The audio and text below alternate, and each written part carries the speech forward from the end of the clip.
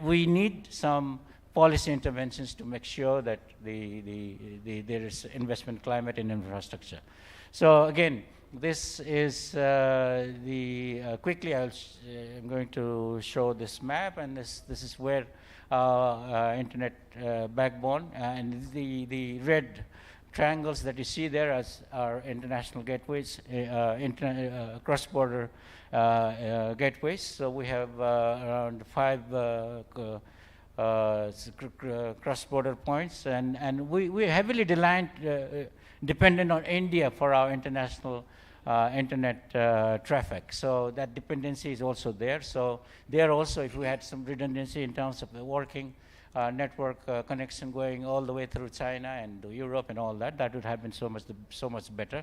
So again, that highlights that redundancy is the key issue there. And I also have few pictures there. So I mean, I want you to look closely at those the photos there. That was taken by one of my colleagues in India Nepal border. So you can see how vulnerable our network is. I mean, the fiber optic is exposed, and how sensitive that is. If you are browsing your internet right now, if you are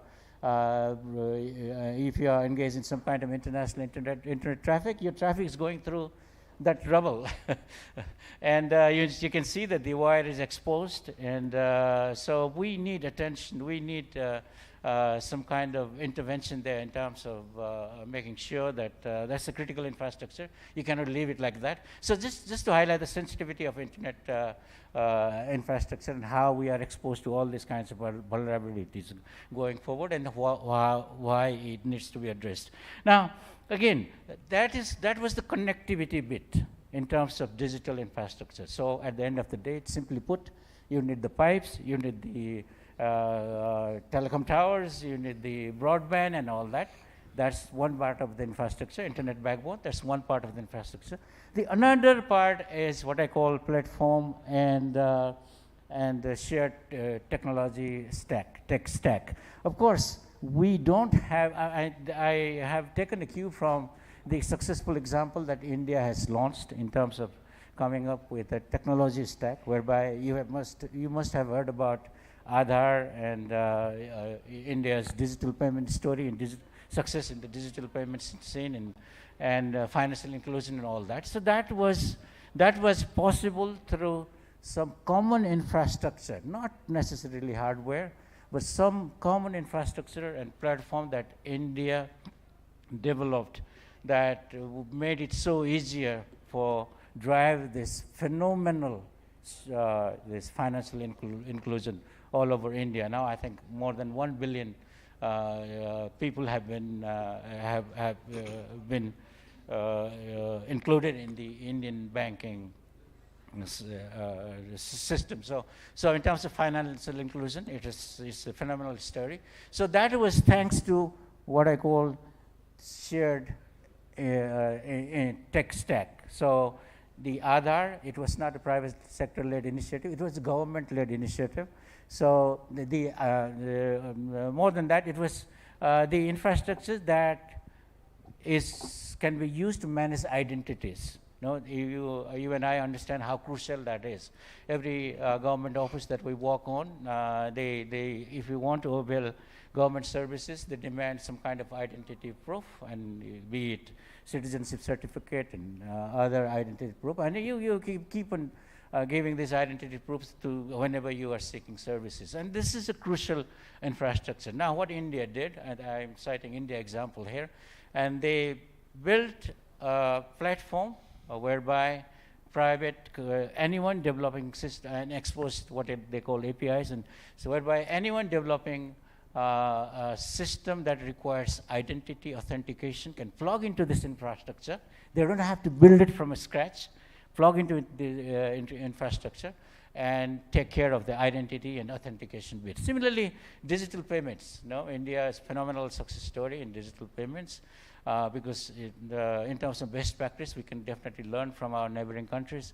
So again, that's what I call as what I refer to, what I mean when I say platform and tech stack. And Nepal also, my argument is that we have some level of those infrastructure in place. Of course, they are not there. I mean, they are not there in the level of maturity that we would like to see. But then again, we have data centers. The government has built data centers that can be scaled up to serve all our shared infrastructure needs. And there's government cloud that's currently in operation, so that's also very popular. So that can be another shared infrastructure that can be used and to deploy, to develop systems, applications, and whatnot. And there's an ID. We have national ID. Of course, there are certain pain points in relation to national ID, because the process of getting national ID is currently cumbersome, and there are some issues there.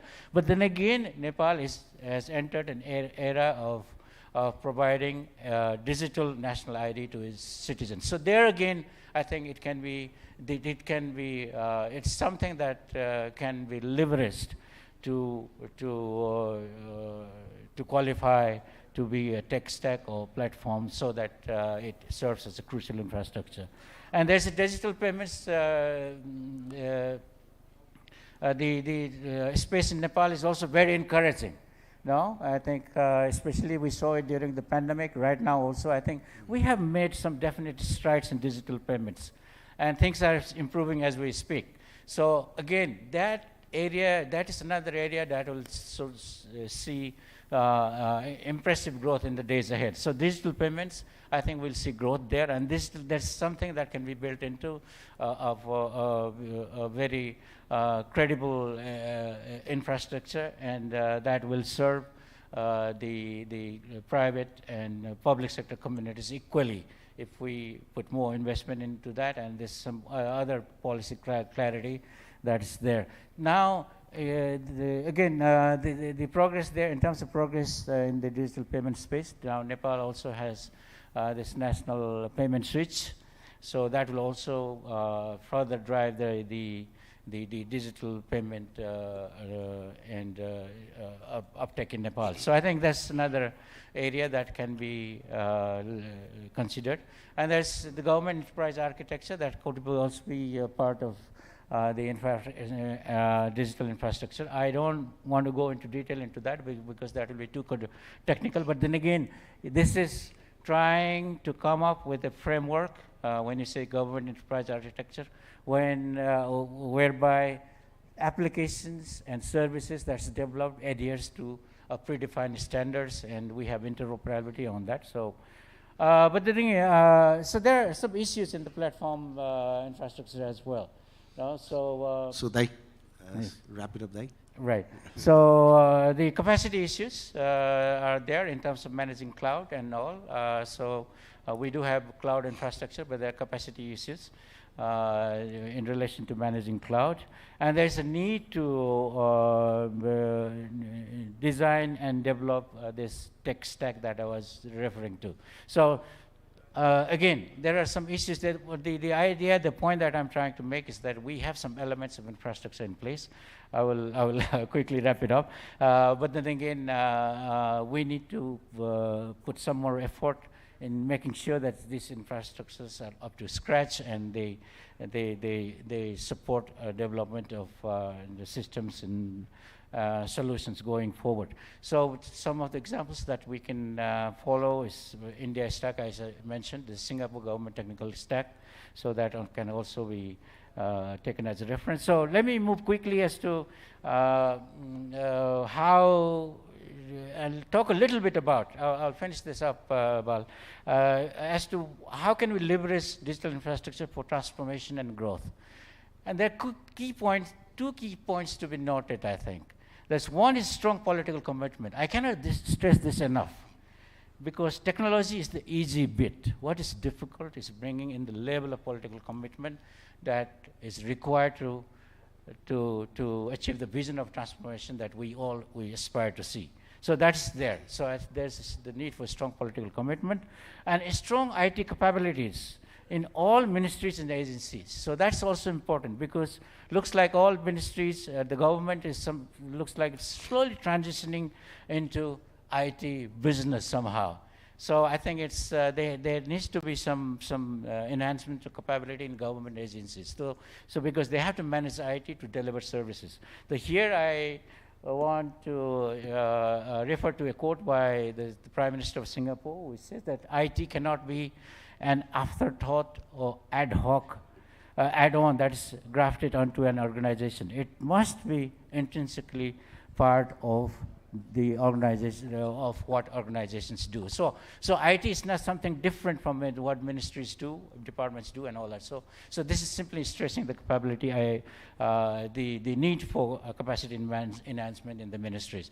So this is my last slide. I will not go through them. Go through all the points there. But then again, one point that I would like to make, I think Bal will also be adding on to that, as to digital infrastructure does not equal to leapfrogging opportunity. In and of itself, digital infrastructure is only enabling factor for digital leapfrogging opportunity. So I think there has to be strategies around the digital infrastructure. You have to be innovative as to how you can use the infrastructure to transform your service, to transform your economy, and to transform your society. So this. And the other area that I would like to stress before closing my presentation is we need to have overall readiness in place in terms of political commitment, policy clarity, and future-proofing, because we see that there are emerging technologies appearing in the horizon, and they will be disruptive at one end of the spectrum, and they will also provide us with tremendous opportunity at the other end of the spectrum. So how can we future-proof our digital Nepal mission? That's another thing going forward. So again, let me make a last point, and I'll wrap this up. And it looks like we need, talking about infrastructure, looks like we need a separate telecom infrastructure company here in Nepal. So here, if you are an ISP, you make your own infrastructure, and you lease out poles, and there are some issues with leasing out poles from the Nepal Electricity Authority and all that. So it looks like we need this dedicated infrastructure company here that exclusively deals in rolling out broadband infrastructure. And again, I think I've taken more than my allotted time, but then again, the point that I was trying to make is that, look, things are looking promising here in Nepal, but then again, we have miles to go before we say we are there. So we need to deepen engagement in some of the major infrastructural aspects going forward. And I'll take some more observation, comments, questions later in the session. Anyways, thank you so much for your attention. Thank you so much. Thank you. So let me change the tone of this. I'll get the session.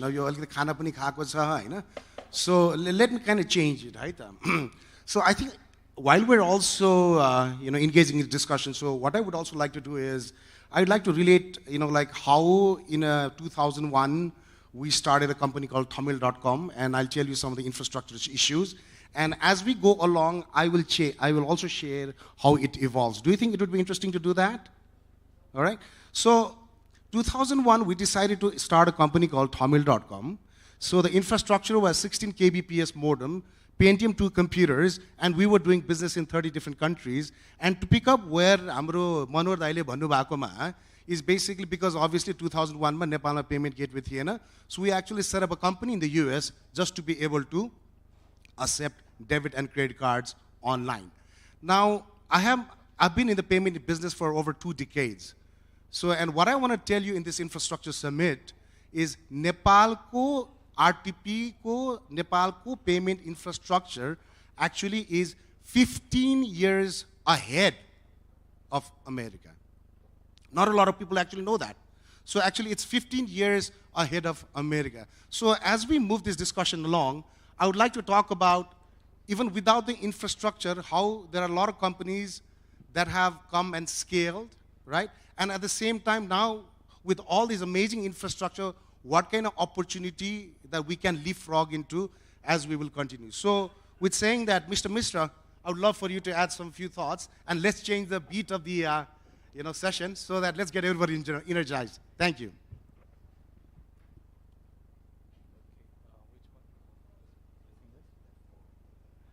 Okay. So good afternoon. I know it's an afternoon session, and after a lunch, uh, managing to keep so many people awake is a challenging assignment. Nonetheless, we'll begin. And Honorable Chairman of the session, uh, dear moderator, and distinguished panelists, and the distinguished people from the industry of Nepal. So this presentation, I have three parts basically. So just one slide in the first part, a 1-minute video in the third part, and in between I'll talk about some of the success stories which these technologies and the digital leapfrogging which we have been talking about promises. So I think this morning, I think if you were listening intently, you would have heard the term Industrial Revolution 4.0. And Industrial Revolution 1.0 was all about steam, when steam started making a dramatic change in productivity. And Industrial Revolution 2.0 was all about electricity.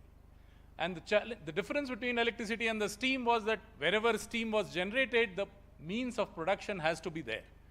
In electricity, the means of production can be sitting somewhere much farther away. So that was the big difference between the two. And then Industrial Revolution 3.0 was all about computers and internet.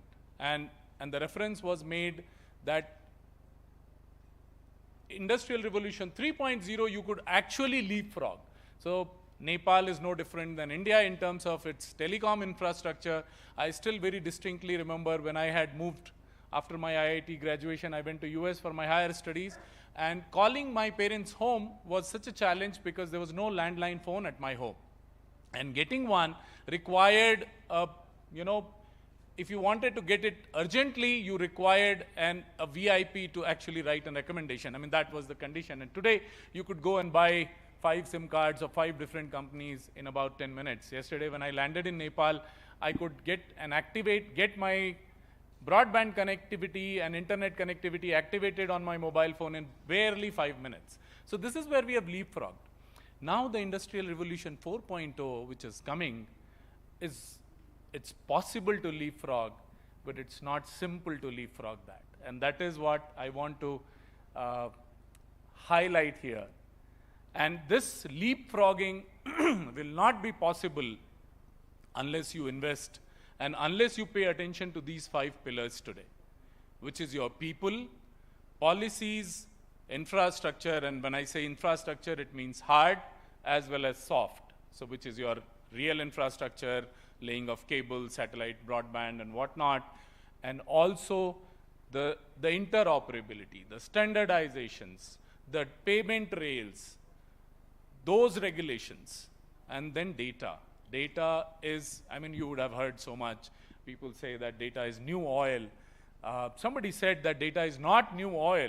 Data is new water. It's lots everywhere, but very little is actually potable. You can't drink that. And that's something which I'm so happy that this conversation is happening today, because all of this Southeast Asia is sitting on huge amount of data, which is unstructured, which is unusable.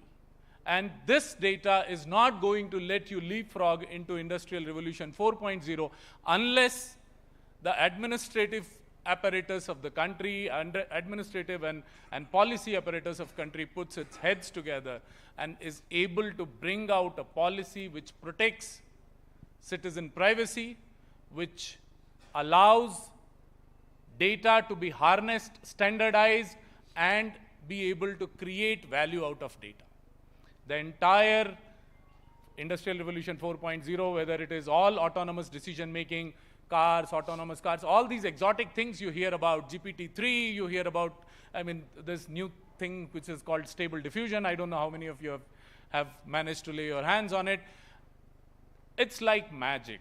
What is happening is magic, and that magic is built on data. Many a times, and I think this is not only people from Nepal, but in India as well, many a time we are very happy, though this service is for free. Please mind you, these services are not for free. You actually end up paying for those services by your data. So when I was heading the I was commissioner of e-governance. So interestingly enough, I went to US, I did my master's, worked for private sector for a few years, then came back, joined the government. And having worked in government for about 20 years, I have a decent understanding of how government functions or does not function. Now, of course, I am a partner with PwC India, and I look after emerging technologies. Particularly, it's how do you use these technologies to deliver value to the citizens. And in my previous avatar, when I was trying to build some AI applications, and one of them I have a short 1-minute clip I will show you at the end. One of the applications we were trying to build was to actually do a pest and disease identification of crops using smartphones. So you just click a picture of a crop, it uploads. Nothing very exotic in terms of AI. I think it's not a very hard problem to crack. What happened is we wanted to train our AI model to distinguish between crops, right? And obviously you needed images of a crop. So, I mean, we initiated this with paddy and maize, and we needed various photographs which could train a large AI model. So you needed photographs in tens of thousands at least. But, I mean, India is a large country. Its economic, agriculture is still a predominant employer of the country. You have like tons of outstanding agriculture research happening in the country. And believe you me, we did not have digital images of crops. So I went and raked through the databases of multiple agriculture universities and could not find digital images. And when I said about what I said about data, it's important for all of us to go back and think about it. If our country, our nations do not pay attention to data, are not careful about data, are not able to create regulations and policy frameworks around data, you will not be able to leapfrog into Industrial Revolution 4.0, whether it is AI, whether it is blockchain, whether it is quantum computing or whatnot. And of course, capital is also very important. You have to create opportunities for startups. And when I talk about the opportunity section, I'll talk about it. I think this is just key drivers which we have listed out. I'm not going to talk about it. I mean, these are all, in the previous slide, I have talked about this. So this is a very interesting map which UNCTAD brought out in 2021. It is Digital Readiness Index. And I think, I don't know if oops. Oh, it's going, how can I go back? Okay, got it. So the blue portion is Asia and Southeast Asia, and Nepal is right there around the world average. It's in the blue part of the map, and I think India is also in the blue part of the map. So we are neighbors physically also, and in this Digital Readiness Index also. So we have a lot of ground to cover. Nonetheless, it is important to understand that the 5 pillars I listed out, unless we actually create an ecosystem around them, we will not be able to use this leapfrogging technology. Of course, the journey has begun for Nepal. I think Mr. Bhattarai was speaking about the Digital Nepal framework. You have already identified 8 of the 8 frameworks and 80 digital opportunities, and things are, I mean, Nepal has made amazing progress over last couple of decades, and I think more to go. So I'm going to skip this part of the presentation, and I'm not really going to talk about any of this. Emerging technologies we know. Let me straight away come to success stories, and I think that's where most of our understandings, and mind you, I mean, because I come from India, so I mean, these success stories are from India. So, so this is the power of digital. We are aiming to become a 1 trillion digital economy. Purely digital part of the economy should be $1 trillion by 2025. I mean, that's one of the very, ambitious objectives. And then the whole host of it, sustainable development. In fact, as we speak, we are working on an assignment with Niti Aayog on creating. So what I talked about policies, they are so important. So we are already working on policies So I am working on a policy called AI for Sustainable Development. How do you use AI? How do you use, I mean, one of the criticisms of AI models is they are hugely carbon positive models. So how do you use these massive data sets which you have to train and come out with an intelligence which can actually help grow your country? So these policies have to be a pre-thought, not an afterthought. I think there has been a conversation on this. UPI has been a roaring success. That's Unified Payment Interface in India. We have Jan Dhan account, so there is something called JAM, I'll talk about it. Jan Dhan, Aadhaar and mobile, which has actually enabled a lot of these things which otherwise could not have happened in India. Aadhaar, of course, then DigiLocker. So everybody sort of, opens a free account in DigiLocker, puts all their documents. So whether your driving license, passport, whatever, educational certificates, and they become accepted as a truth on your mobile. So you don't have to carry your physical documents anywhere. And that's a big enabler in my opinion. GST, of course, in India has been a major transformation. Of course, it has its own glitches it had, but finally it's stable and running. And of course, CoWIN and Arogya Setu.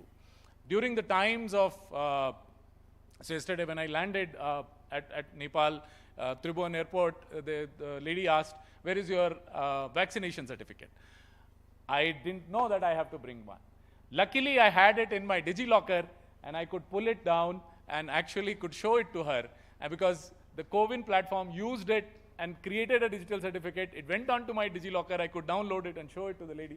So, I mean, these are enablers which happen. This is something called, Mr. Bhattarai also referred to this, called India Stack. So there is a BharatNet, which is a very, very ambitious project of connecting all village panchayats. So all 6 lakh village panchayats in the country to be connected with 1 Gbps connectivity. That's the target, and good thing is that about 50% of the work is already done. We had 500 million almost, this is slightly old data, 400 million new accounts opened, so talking about financial inclusion, Aadhaar, mobile, UPI. There's something called National Digital Health Mission where we are aiming to connect everything together and have everybody's digital records, health records on a Bharat stack.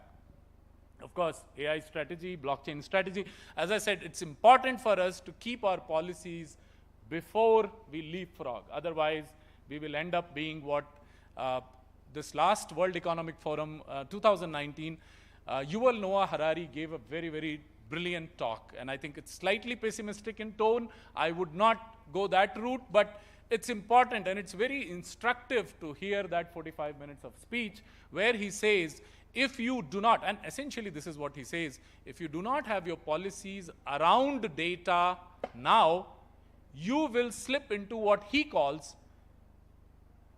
the new data colonies of the developed world. So let's remember that. And of course, unicorns have been something which we take a big pride in. I think we were 4th in the world in terms of unicorns. India is now 3rd. Hopefully it will become 2nd one of these days, maybe in a year or so. These are some of the startups which have done amazingly well. And again, this is a bunch of this thing. UPI has been a runaway success. This is again old data. UPI does about $1.6 trillion of transactions on its platform every year, which is almost 4 billion transactions, 3.5 billion transactions in a month. Now everybody uses UPI. It's going global. I think UAE and I think Singapore, there are talks about Singapore. This is the final part of my presentation. This is how some of these emerging technologies, and if we, as I said, it's important to harness these horses. You can't ride them wild. You need to have your policies in place. You have to have your data in check. You have to have regulations, standardizations of data, which is very, very important. In fact, those who are in AI space would realize that if you talk to some seasoned AI guy, he will, or a lady, she will tell you that 90% of the work is in data cleansing, rather than writing the code. 10% is code. So this is one application which we built when I was heading e-governance in Tamil Nadu. So 5 million people go blind. 2/3 of those in the country are preventable because they are cataract driven. And the challenge there was, this is last slide. After this, I'll have a minute long video and that's it. The challenge is that actually the government gives you enough money to operate upon all of these guys. But how do you screen and identify those people? And that's where the challenge is. So we built this mobile app, went in the field, screened people. The mobile app does, it's an AI-based interface, very, very simple interface, does the screening. Then we load them into a bus, take them to the hospital and do that, this thing. Can you just click on this there? I think this is a video. If it can run from there, it will be good. The audio is not there. Can you please connect the audio as well? There's no audio? You can't connect to audio? Oh, God. Okay. All right. Hard luck. So thank you very much. This is all I wanted to present. Look forward to being here again. And I'm so happy and so enthused. And I was talking to some of the young entrepreneurs like her. And it was very heartening to know that there's a huge startup ecosystem which is you know, yearning to grow and to change the world. So do that and wish you all the best. Thank you so much. It was a pleasure being here. So thank you, Mr. Mishra. I really appreciate it. And actually, I think you've touched one of the core, aspect of the digital transformation, I think whenever we talk about digital transformation, there is always so much work on the infrastructure, but I really love how you presented the, multiple frameworks. And I think, even in Nepal, so I get, touched upon by, okay, we want to implement AI. Everybody wants to do AI, but guess what? Like you said, it's 90% data cleansing, 10% AI. And so bank wants to, have a AI-driven CRM, but they don't have the data cleansed. Now, on the medical side, the same thing, right? I think what you've really raised is probably one of the discussions that especially, Secretary should be thinking about is, I think the core foundation obviously is the data. So how is that data is going to fit on top of the frameworks that Manohar I talked about? I think until and unless I think we design that foundation on how on top of that framework's going to add, I think it's going to be impossible for us to leapfrog. And perhaps, Nepal actually was a little bit ahead of India back in time in terms of technology adoption, but what happened? Right, what happened? So you have companies, that has, number of unicorns, off the chart, but we have not able to build anything. So I think especially now you've really raised, and I really hope that this resonates within all of us, is what is our data policy for agriculture? What is our data policy for healthcare? What is our data policy for tourism? In Nepal, so now we have $8 billion that's coming through remittances. But if you want to look at the origination of each and every country is segmented down to penny, you don't have that data. So thank you so much. I really appreciate it. And with that note, I would like to call upon Dr. Ashraf, His Excellency from Azerbaijan, to simply, I think we can make it casual, just share about, what are the great things your country is doing and what are the lessons that we could learn. And thank you so much for making an effort to be here.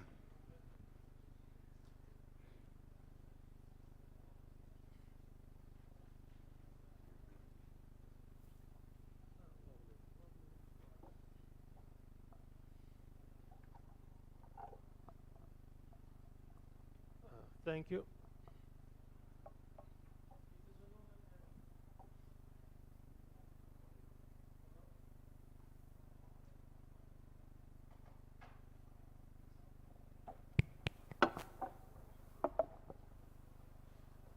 Distinguished Mr. Secretary, it's a pleasure to have you on our panel because what I'm going to say needs your blessing and support, and at the end of the day, if you like it, it will be your obligation to implement it in Nepal.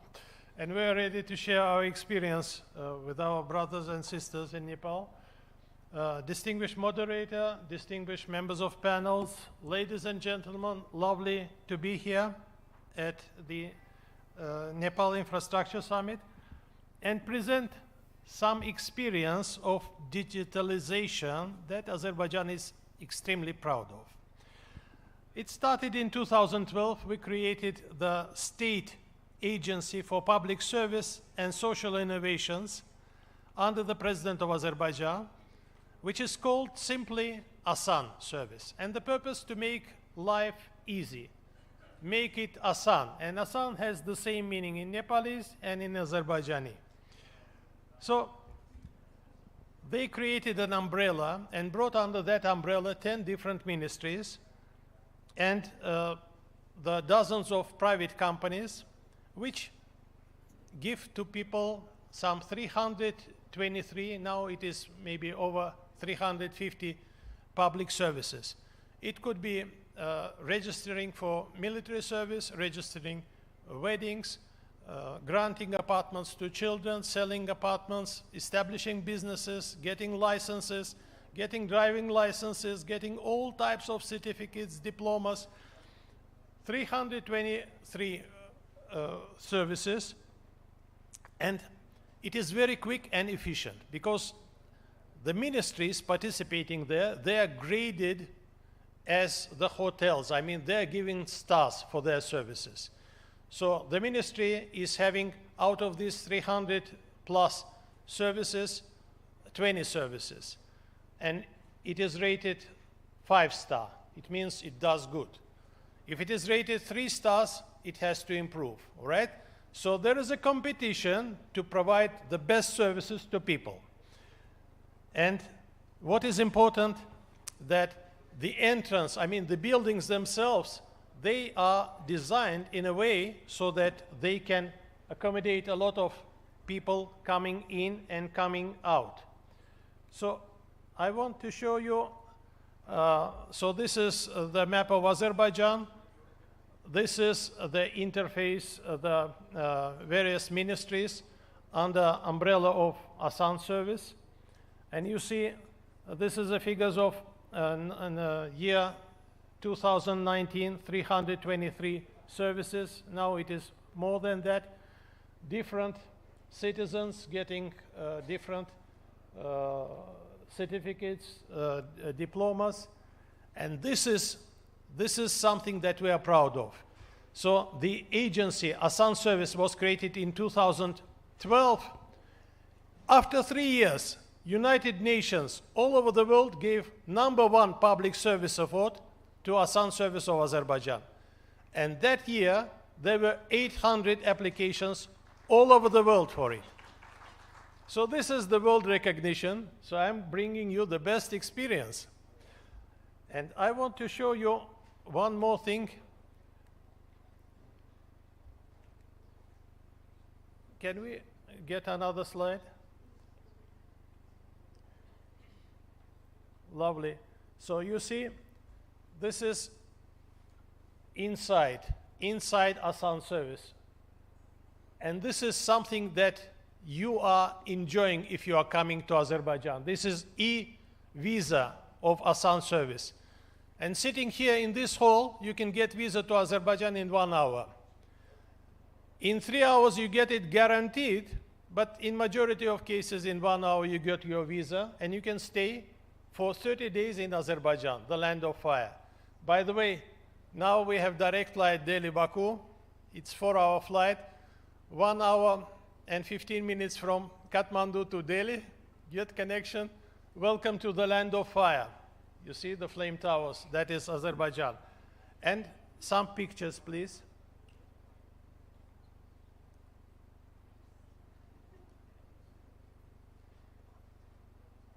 Yes. All right. So you see the buildings, they are like palaces.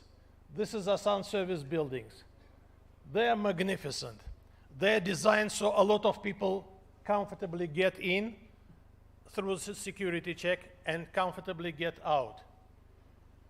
And in the rural areas, in villages, you cannot build everywhere Asan services. So there are Asan buses going to the rural areas.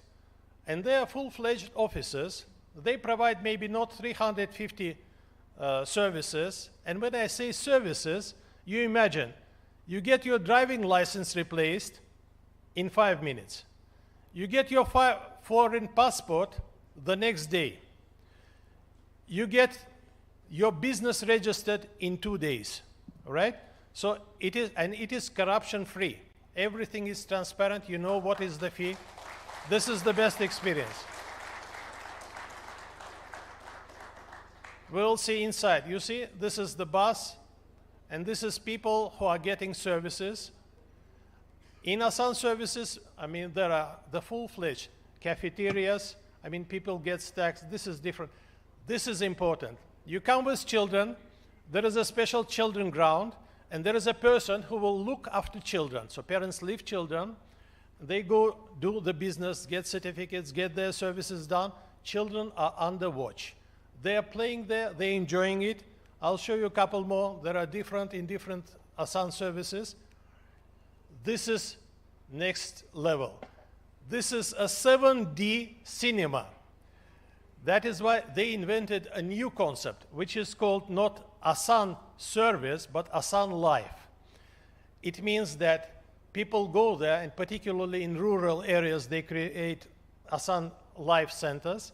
People go there, and there is cinema there for elderly children. They watch it.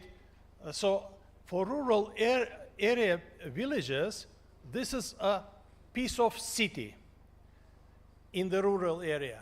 So the whole family, when they go to get certificates, diplomas, get the driving license replaced, they dress well, they get dressed up, take the whole family and go there because there is a cinema, there is a cafeteria, there is a children ground, there is a beautiful park there. So this is a concept of Asan life. You see, this is an entrance, this is a whole of Asan Center. It's like a castle, the magnificent entrance. And this is working areas. You see, this is beautiful, beautiful places where people come and get service. They know who is, I mean, when you enter there, they scan your passport, and when your number comes, there is your picture and your name there. You approach that window and get services. So this is what we are ready to share. It is not, sorry, my mistake. You see, this is a concept of Asan life. You see, it is the building, it is a beautiful park in front of it. In the evening, people can go there, and it is just as a park. There's a playground, not inside, but also outside for more elder children, so they can play there. It looks from the above, you see, it is the concept of a small city for the rural areas, for villages. And of course, the Asan terminal, so you can get yourself self-serviced at this terminal. But if you have difficulty, there is a person, a live person, who is through a web camera, comes on your screen and helps you to go through the process. So basically, life should be easy, and our experience of Asan, I mean, is available. If you have interest, we are ready to share with our brothers in Nepal. Thank you. Thank you, Your Excellency. It looks like we might have to move to Azerbaijan. So last month I was in New York, and I had to rent a car, and obviously my license is being renewed. So I had this certificate, which looks like an A4 size paper. So they asked me, it's like, is this a normal size? Of course, in Nepal, everything is bigger and better, because in Nepal, it takes at least a year, and we have to hang out with that receipt as a driver license. But anyways, it's really fascinating to hear the progress, and I did do some research in your country, and also it seems like around all the neighboring countries, you are one of the most connected countries in that area. And then, so I think, again, going back to the whole infrastructure discussion, right? I think, is this only the physical, or it's also the mental? So did we somehow fail to cross that mental barrier in terms of us progressing forward, right? So how has the thing evolved from the pre-technology era and post-technology area? Have we just limited our thoughts to not to break that mental barrier? I think to do what you've just shown, I mean, I've spent half of my life in the US, and definitely, you know, DMV in US definitely does not have that kind of facility. So really appreciate it, very inspirational, and I hope, you know, country will continues to progress further. So next is, I think, I'm gonna ask Karvika to, you know, kind of share, you know, what you're doing. And, you know, I read you about a little bit about you, that you're in the States, came back. I have nothing but respect for you for doing whatever you're doing. And then what are the lessons that you can, you know, share with us? You know, I mean, in my assumption is I've been part of setting up a company called Leapfrog. We started with 4 people. It's over 450 people right now. But again, we are nowhere close to Tata. We are nowhere close to Infosys. And I'd say we are one of the largest. But why is that so? You know, so please, would love your thoughts. It's a great honor to be here today. And especially talking about tech and digital is again close to heart. So it's been very interesting doing tech business and especially catering to the international market. Definitely it's not easy when your house is not as clean as you would want. And especially catering to the international market, the expectation is so high. Especially we're working directly with Israeli companies. And I primary business from there in the last 4 years. So the environment is very challenging in terms of, you know, first of all, hiring people here. You know, everybody talks about it. You know, there's a big, the supply side is lacking very much to the question that why don't we have a big tech house? You know, even PwC or Infosys or Tata level of, you know, offshoring. Because I think we started very well around 2000. And then, you know, we missed that wave, and then again in 2008 and 9. So we've missed 2 big tech waves, and I think, you know, we have another opportunity right now to really work together, you know, from all sectors and all groups to make the tech or the digital transformation fast, so that we don't miss another wave.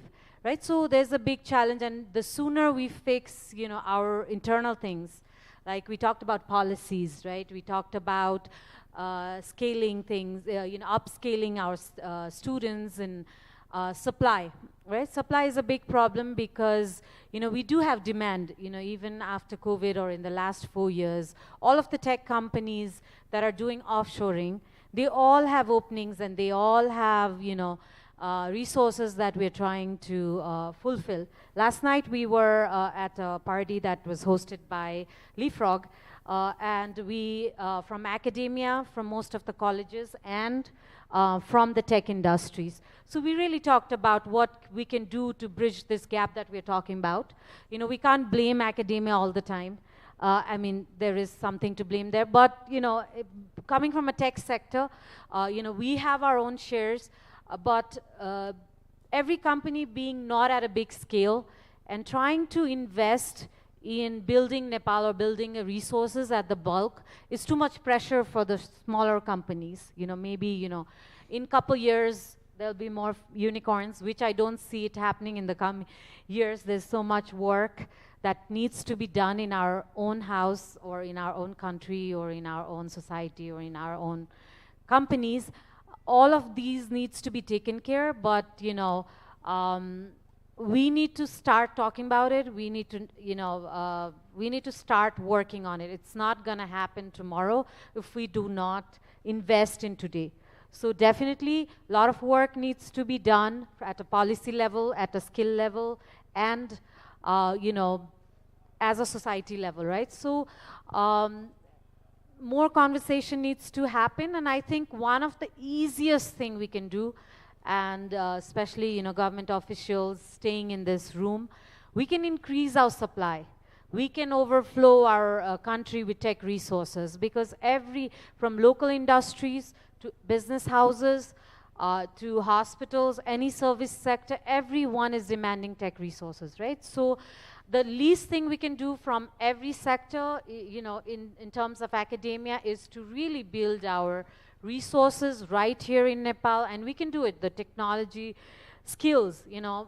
Most of the skills right now, the skills that we are using and the skills or the technology that we are using or the technology US is using is starting to become similar, right? They're also using Facebook, we're also using iPhones, TikToks and whatnot. So all of these things have become in the same platform, so that gives us so much to leapfrog again faster, to leverage those technology and to think Nepal as digitally, to solve a lot of our problems and to leapfrog our challenges.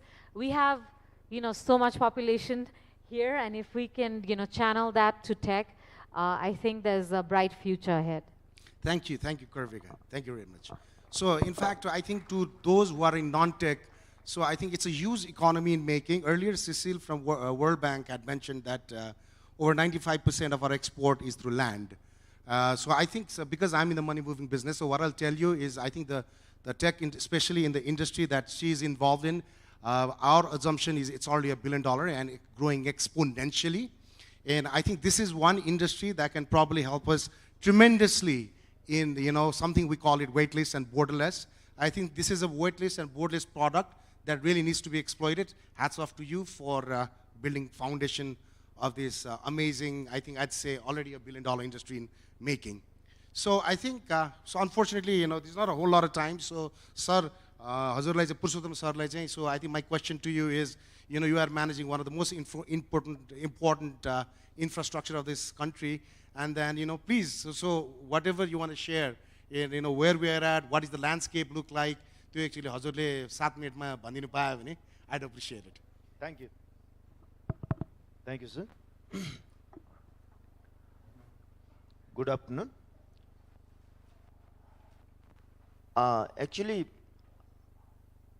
while we are talking digital infrastructure is a fundamental of the economic growth of any country, and we can say that it is a nucleus of any kind of business houses.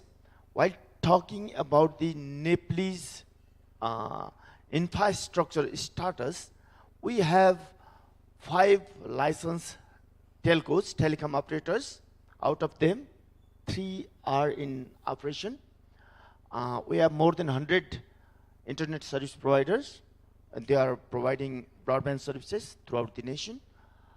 And we have more than 20 network service providers. They are responsible to build networks, and they are purchasing bandwidth from the neighboring countries. As of today, we have 13,000 optical fiber networks throughout the country, and we are we are also investing in information superhighway throughout the Mid-Hill Highway. And as of today, we have laid 1,600 kilometer optical fiber over there. In case of broadband connectivity, we have connected all the village development committee of the country and all the ward offices. As of today, we have connected all the health offices, health posts and hospitals, and all the high schools. And the obligation put to the operators who build broadband up to the place, they have to cater the local demand. So they cannot deny the connectivity to the local people. But due to the geographical constraint, we are using different technologies. In plain area and in major cities, we are using optical fiber. And in high hill area, we are using radio networks. And high Himalayan areas, we are using satellites beside phones. This means, there is limitation of broadband speeds due to the technology. In plain area, there is no restriction of the speed. Somehow there is restriction in radio network, and in case of VSAT or satellite bandwidth, it is expensive and it is very, limited as well. We are using Universal Service Obligation Fund to connect all the Nepali. Our aim is to not left a single person behind from the communication. We are approaching two ways to connect all the people. One is we are providing broadband services through the optical fiber. Another one is we are providing broadband through the mobile broadband connectivity. NTA, we are providing 4G communication throughout the nation by the end of 2022. So by 2022, 4G coverage will reach cover almost more than 95% population. And in case of broadband services, we have fixed 30% of the mobile broadband services, fixed broadband services, and we have almost 100% mobile broadband services. And in case of SIM subscription, we have more than 100% SIM subscription, and out of that, only 85% are PLR. That means 85% populations have mobile connectivity. That's all. Thank you. Thank you, sir. Thank you, sir. So, I think lastly, so Siddharth, I would love to kind of hear from you. I think, you being in the World Bank, and then I think you've seen the success and the, failed stories around the corridor. What can we learn? I mean, I think once upon a time, we had our own core banking system. Now everything is being imported. Once upon a time, we had one of the best telecommunication infrastructure. Now, basically, I think like right now we're here, right? So I think what are the lessons that we can learn from whatever happening? Forget about America, Europe, and all. I think just in region, and how can we actually make that make that leapfrog? Thank you. First of all, it's a great pleasure to be here. I'd like to thank the government and CNI for this invitation and the opportunity to represent the World Bank. I'd like to, of course, extend my greetings to the respected secretary, the ambassador here, and also, of course, the chairman of NTA, all of whom I've had the pleasure of working, of course, very closely with the government of Nepal, but also with the government of Azerbaijan. So it's nice to have a chat about developments in Baku as well. Let me start with just a quick question and a little bit of exercise for the audience here, okay? How many of you here currently have an internet connection at home which is more than 100 Mbps speed, supposedly, maybe advertised? Put your hands up. 100 Mbps. All right. This is considered to be today the bare minimum for what someone in a city should have, especially people in this room who are representing, let's say, the cutting edge of the economy in Nepal. How many of you have a 20 Mbps or higher speed at home? Come on, it can't be that low. Don't be shy, you can put your hands up. All right. So this is even less than the bare minimum, and you said I should not talk about Europe or the US, but on the one hand, you cannot claim that you have the iPhone here and they have the iPhone there, and on the other hand, say you cannot aspire to be at that same level. I think we need to be very honest about this fact. If Nepal is going to be globally competitive, you have to be globally competitive. So let's be very honest about that. And I think one of the big messages I want to share with you today, especially given the audience here and the importance of CNI in these conversations, is I think the biggest lesson that I would like to share with you is about the fact that the public and the private sectors can really partner to deliver better results, both for you and for the people of this country. Now, let me break this down a little bit into three areas that I wanted to look at. First of all, I'd like to talk a bit about what I would consider, and what also Manojji has talked about, the core infrastructure of the digital economy, which is broadband. We have estimated that Nepal needs something like $1 billion. In fact, it's more than $1 billion, but I'm being conservative. At least $1 billion by 2030 to be invested to make sure that every Nepali has access to at least 20 Mbps connectivity.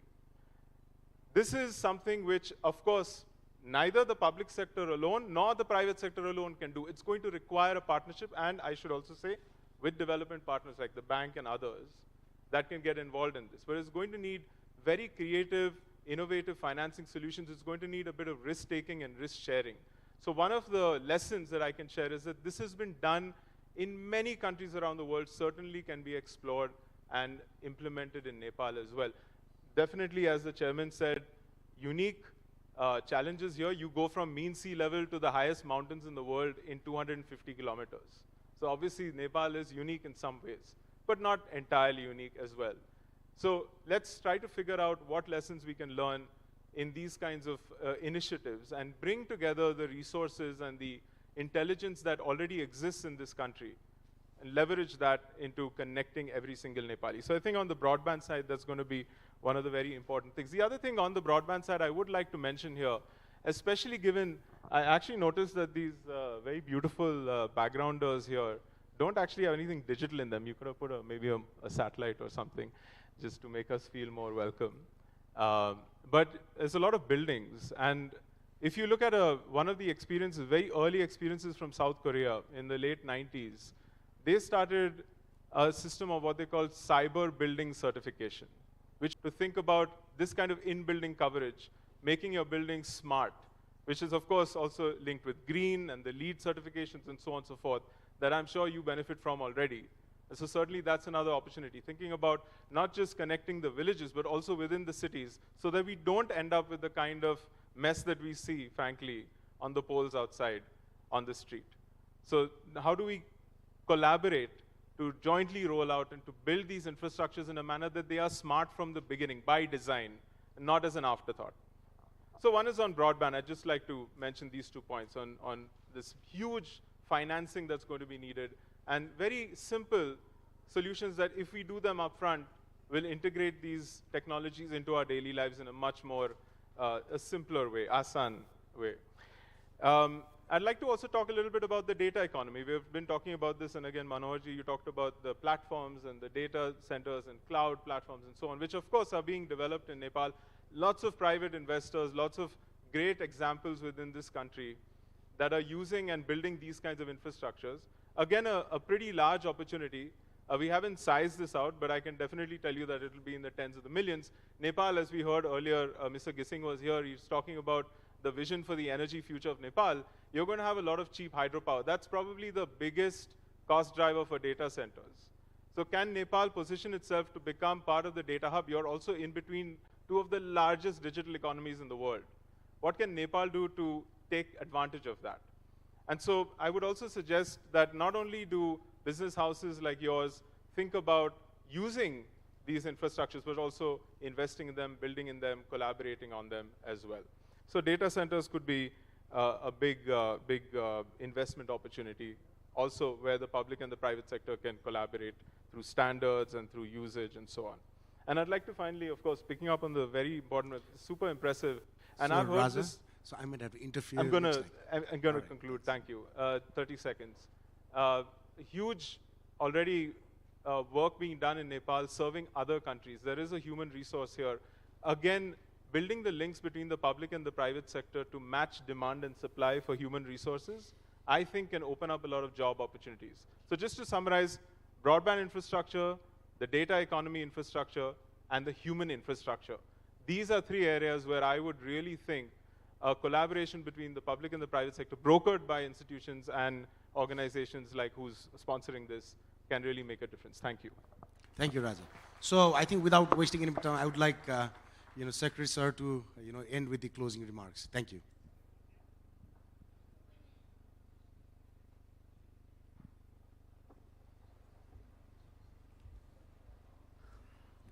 Thank you, Balkishanji. I just cut short my address. So, greetings to everyone presenting over here. We have heard about the stories in Azerbaijan, Nepal, and of course in India. And congratulations to Asan for conferring with the UN award for the best public service and thing.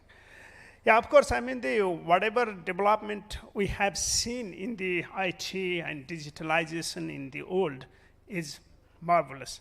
Even in Nepal, I mean, the progress and revolution is quite remarkable.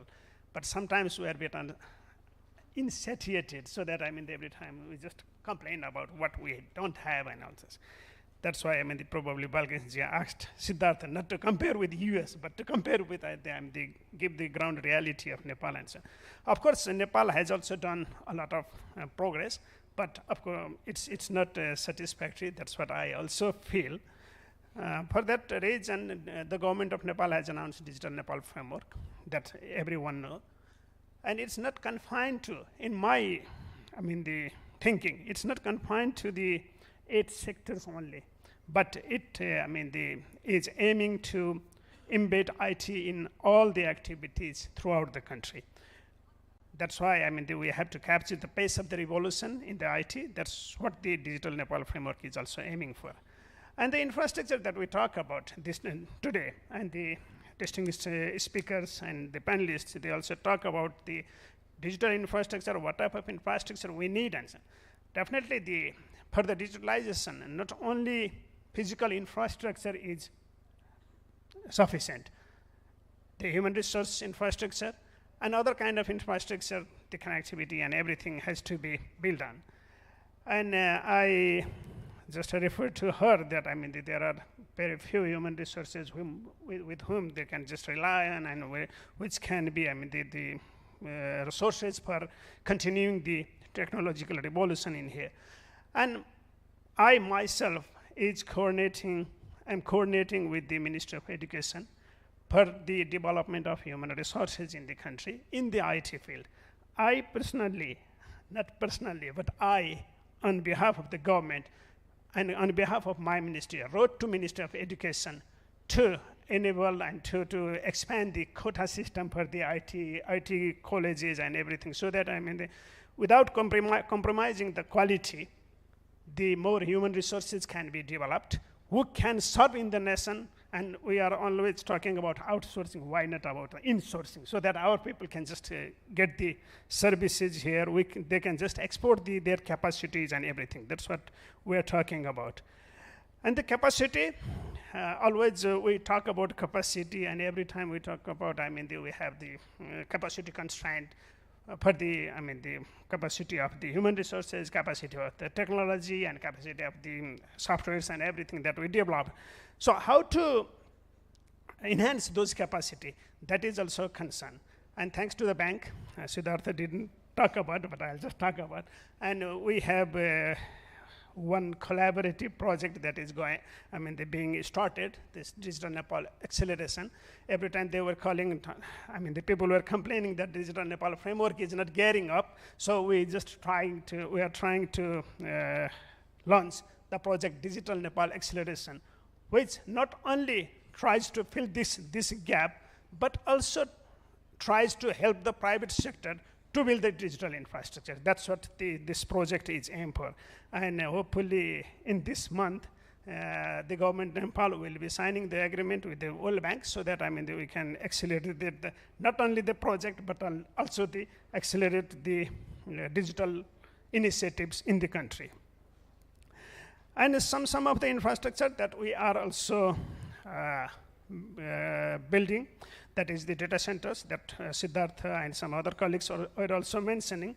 And we are also thinking of having the data centers hub for our neighboring countries. And I don't know how far we can go, but we are aiming for. And just prior to this session, I was talking to Siddhartha also that whether we can just develop that type of data centers, and whether we can accelerate the data center construction in the country. And of course, we have now the electricity sufficiency and everything, we can do that one. That's what I feel. And the data competency and data availability, data competency, the sufficiency, everything matters over here. Not only having the data and crude data, and if you cannot analyze all these things, you cannot use it, so it doesn't it doesn't help. So how can we enhance the data competency? That is also crucial thing. And we are also coordinating with different ministries and different other organizations, and including the private sector. Sometimes we discuss among ourselves, we discuss with the different stakeholders about the data and all these things. I agree that some policy tweaks are needed. we are working on it. And as Manor sir mentioned, you can just see the jumbling of this cable everywhere in the city and all this. So we are also thinking of having infrastructure company, which telecom infrastructure company, which can handle all these things rather of each ISP. As Purushottam sir also mentioned that there are more than 100 ISPs and everyone is having separate cables and everything over there. So whether one company can handle all these things, that's what we are also thinking of, and probably we'll just announce the policy soon so that the infrastructure company can be established over here and which can manage all these things and so on. And in the digital economy and fintech, we are progressing much, I think. These days, I don't carry even 1,000 rupee in my physical wallet, but of course some rupee in this wallet, I mean digital wallet. Even in my neighborhoods, even the street vendors, they have the QR payment facility so that I don't need to carry any cash. And so it's getting up, but of course it's not satisfactorily getting up, that's what I should say. And I congratulate and I definitely thank the panelists and the speakers about their, the sharing their experiences, sharing their knowledge and expertise so that, I could also learn. I have noted almost everything that they have presented, which will help me to include some of these things in the policies to be reformed and policies to be announced in the coming days. So lastly, because Balkanji is just seeing me, watching me whether I'm taking more time over here, and I know the time pressure for the organizers also. So my last quote for the today's session is that, if we want to go for the digital Nepal, so let us not limit ourselves to using digital, but aim to being digital so that everyone can just use for that one. Thank you very much. Thanks a lot. Thank you, sir. Thank you, sir. So on a closing note, I think I want to share something personal and something I think we should all be proud of. So while we're talking about the infrastructure, so one of the companies that I started just rolled out one of the world's first API that connects financial systems between Nepal and US directly. So this Nepal, obviously US is a significant market place for the world. But the thing is, the whole thing was designed, developed, and challenged the regulators in the both countries from Nepal. And in fact, actually, this is a company that actually recently got invested by one of the top Silicon Valley investors in one of the companies. In fact, Mr. Leonardo DiCaprio is also one of the investors. So I think what I really wanted to share on that note is, I think the infrastructure, we always don't really have to look upon the West or somebody else to design it from us. And I think especially in the fintech, like Secretary Sir said, like basically earlier we had a discussion, I think in fintech, we're really progressing a lot. It's not only what we get from abroad, but it's also what the West can, anybody else can also learn from us. So one of the biggest innovation in fintech, in cross-border, just happened from Nepal. And with that note, I would like to thank all of you for your wonderful, precious time. And thank you for having me here. And sorry about the time pressure, I think. But again, so thank you so much for attending. Thank you. Thank you very much. The pandemic has definitely pivoted both the government and businesses in Nepal to adopt digital mechanism in their working style. Now, ICT is one of the emerging sectors in Nepal that can transform Nepal's economy, and we hope that it will. Thank you to this amazing panel for a very intriguing and optimistic discussion on digital infrastructure and technology integration. And now to present them with our token of appreciation, I'd like to invite on stage immediate past president of CNI, Mr. Satish Kumar Moore.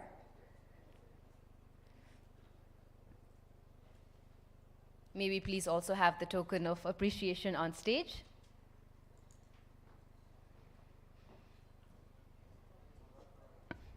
We'd like to thank our chair, Dr. Baikuntha Aryal, Secretary, Ministry of Communication and Information Technology, Government of Nepal, for his valuable insights and input in this session.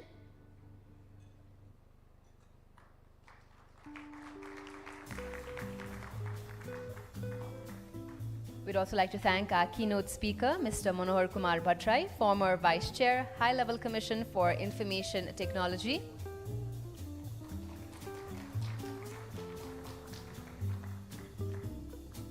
keynote speaker, Mr. Santosh Mishra, Partner Technology Consulting, PwC India.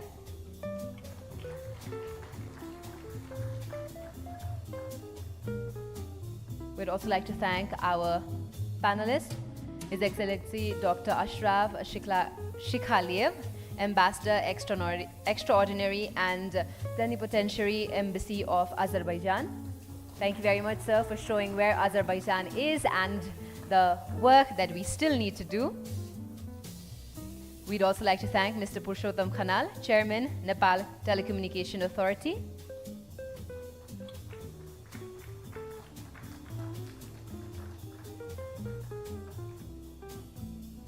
We would also like to thank Mr. Siddharth Raja, Senior Digital Development Specialist, the World Bank.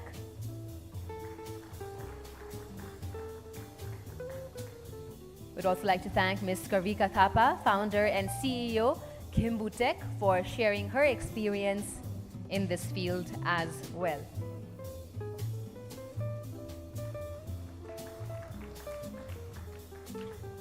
And thank you to the moderator of this session, Mr. Balkrishna Joshi, co-founder Tamil.com, for bringing it all together and for sharing personal anecdotes as well throughout the session. Can we have a big round of applause for this business session number 3 here at Nepal Infrastructure Summit 2022? I'd like to request our panelists for a group photograph, please.